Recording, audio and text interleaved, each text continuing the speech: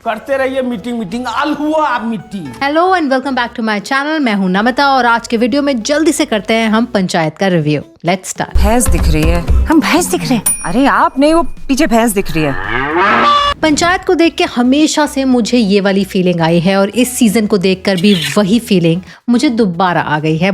Imagine कीजिए कि हल्की हल्की ठंड पड़ रही है और आप अपनी छत पर है, कुछ चारपाइयाँ डली हुई हैं, आपके फ्रेंड्स या आपके फैमिली मेंबर्स उसमें बैठे हुए हैं और आप रजाई के अंदर हैं, सामने आग जल रही है और आप मैगी खा रहे हैं, चाय पी रहे हैं और गप्पे लड़ा रहे हैं। तो वो जो एक कोजी सी फीलिंग आती है ना, बिल्कुल वैसी फीलिंग मुझे पंचायत को देखकर हर बार आती है। इस सीजन में आपको सब कुछ मिलेगा, रोमांस मिलेगा, पॉलिटिक्स मिलेगी, कॉमराडरी मिलेगी, फ्रेंडशिप मिलेगी, जो हमेशा से आपको पंचायत में मिलती आई है वो इस सीजन में भी मिलेगी। ये चीज़ मुझे अच्छी लगी। वहाँ दूसरी चीज़ जो मुझे अच्छी नहीं लगी, जल्दी से उस पर आ जाते हैं, वो ये कि अगर आपने पुराने सीजन्स नहीं देखे हैं, आप एक फ्रेश व्यूअर हो, एक फ्रेश ऑडियंस हो पंचायत का, और आप वैसे वाले ऑडियंस हो कि इतना सुन लिया है सीरीज के बारे में, देखे तो सही है क्या, लेकिन आपके लिए ये सीजन थोड़ा सा मुश्किल हो सकता है क्योंकि मेकर्स ये मानकर ही चल रहे हैं कि जो भी लोग इसको देखने आ रहे हैं उनको पुराने सारे सीजन्स उन्होंने देखे हुए हैं, उनको पता है।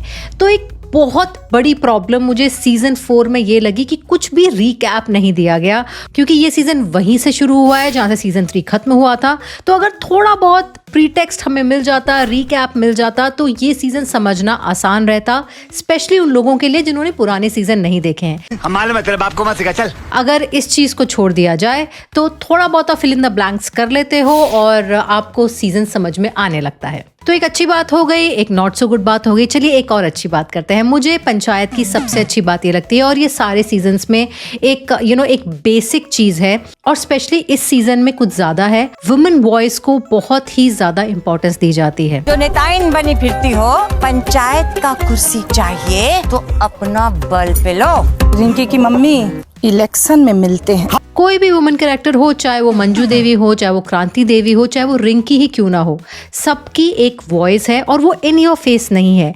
आप अगर इक्वालिटी की बातें करते हैं तो वो अपने काउंटर पार्ट के साथ इक्वल है। एक और जो मुझे बहुत अच्छी चीज़ लगी इस सीज़न की वो ये कि इसका एंडिंग बहुत ही अनप्रेडिक्टेबल है, बहुत ही डिफरेंट है और एक बहुत बड़ा हुक छोड़ के जाता है फॉर सीज़न 5। और एक सब प्लॉट भी है जो इस सीज़न में बनाया गया है और अगले सीज़न में वो बहुत बड़ा होने वाला है। कैसे ये सीज़न में जो चीज़ें अभी बुनी गई हैं, जो अभी हल्की हल्की पक रही हैं, सीज़न 5 में जाकर वो आपको एक कंप्लीट डिश, एक टेस्टी डिश देखने को जबरदस्त मिलेगी। आइए देखते हैं, बैठ मजा आएगा। एक और बहुत इंटरेस्टिंग चीज जो मैंने नोटिस की इस सीजन में वो ये कि सचिव जी हमेशा से ये कहते रहते हैं कि मुझे क्या फर्क पड़ता है, इस गांव में क्या हो रहा है, फुलेरा में क्या हो रहा है, मैं तो अपनी MBA की तैयारी करूंगा, इंटरव्यू दूंगा और आराम से एक अच्छी सी जॉब लूंगा शहर में, मुझे इस गाँव से कोई लेना देना नहीं है। लेकिन अगर आप धीरे धीरे नोटिस करेंगे, कॉन्शियस लेवल पे नहीं लेकिन सब कॉन्शियस लेवल पर, सचिव जी का मन नहीं है जाने का। उनको अच्छा लग रहा है फुलेरा में, उनका लव इंटरेस्ट फुलेरा में है। विकास, प्रहलाद चा, सचिव जी, प्रधान जी, इन चारों के बीच में जो एक प्यारी सी दोस्ती पनप रही है उसको भी सचिव जी बहुत ज्यादा एंजॉय करते हैं। और साथ ही साथ वो जो गांव का डायनेमिक्स है, गांव की पॉलिटिक्स है, विधायक के साथ, सांसदों के साथ उठना बैठना, वो भी कहीं ना कहीं सचिव जी को सबकॉन्शियसली अच्छा लग रहा है, एक मीनिंग दे रहा है उनकी प्रोफेशनल लाइफ को भी। बात तो सही है।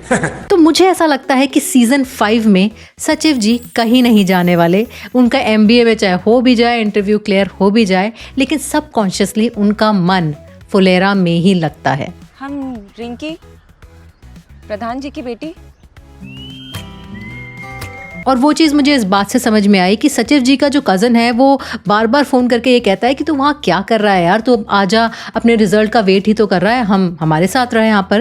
लेकिन वो कोई ना कोई बहाना मार के शहर जाने से, यानी कि अपने कज़न के पास जाने से टालता रहता है। और मुझे बिल्कुल वैसा ही फील आया जब हम हॉस्टल में होते थे ना और वो 4-5 दिन की छुट्टियाँ होती थी और पेरेंट्स कहते थे अरे तुम क्या कर रहे हो वहाँ पर। मैं देहरादून में मैंने पढ़ाई की है और दिल्ली में मैं रहती थी, और वो 4-5 दिन में आप ईजिली देहरादून और दिल्ली के बीच में ट्रैवल कर सकते हो। और वो कहते थे अरे आ जाओ, 4-5 दिन की छुट्टियां। और मैं हमेशा बहाना मारती थी कि अरे नहीं ये एग्जाम है, वो एग्जाम है, क्योंकि घर जाके तो बोर होंगे, हॉस्टल में मजे करेंगे। तो आप भी खा लीजिए ना एक समोसा। तो सचिव जी को वही मज़ा फुलेरा में आता है जो उनके कॉन्शियस दिमाग को अभी तक नहीं पता है, सब कॉन्शियस दिमाग को पता है।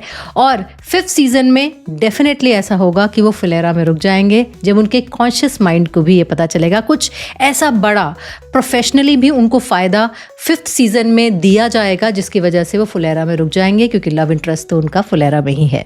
तो फाइनल वर्डिक्ट यही है कि एक फैमिली एंटरटेनर है। मैंने तो अपने पेरेंट्स के साथ बैठ के देखा था और उनको भी बहुत मज़ा आ रहा था और बिल्कुल भी हमें टेंशन नहीं हो रही थी कि कहीं कोई ऑकवर्ड मोमेंट ना आ जाए। तो एक फैमिली एंटरटेनर है, आप ज़रूर बैठ के देखिए। लेकिन हाँ, एक डिस्क्लेमर है, सीज़न 4 अगर आपको देखना है तो बाकी के सीज़न देखना बहुत मैंडेटरी है, क्योंकि वो इंटरकनेक्टेड है और रिकैप नहीं दिया गया है इतने अच्छे से। तो वो आप देख कर बैठिए या फिर आप रिकैप कर लीजिए कहीं से, और तब आपको सीज़न 4 समझ में आएगा। अदरवाइज आप गेस वर्क ही करते रह जाएंगे। और बाकी जो मैंने बोला, कोजीनेस फीलिंग तो हमेशा से पंचायत में रही है। तो पंचायत सीरीज तो आपको अच्छी लगेगी ही, लेकिन ये वीडियो आपको कैसा लगा ये प्लीज़ मुझे ज़रूर बताइए। और हाँ, सरप्राइज कीजिए मेरे चैनल को, क्योंकि नए सब्सक्राइबर्स को देखकर ये चैनल सरप्राइज हो जाता है। तो चलिए, मिलती हूँ मैं आपसे अगले वीडियो में। तब तक के लिए take care and bye bye.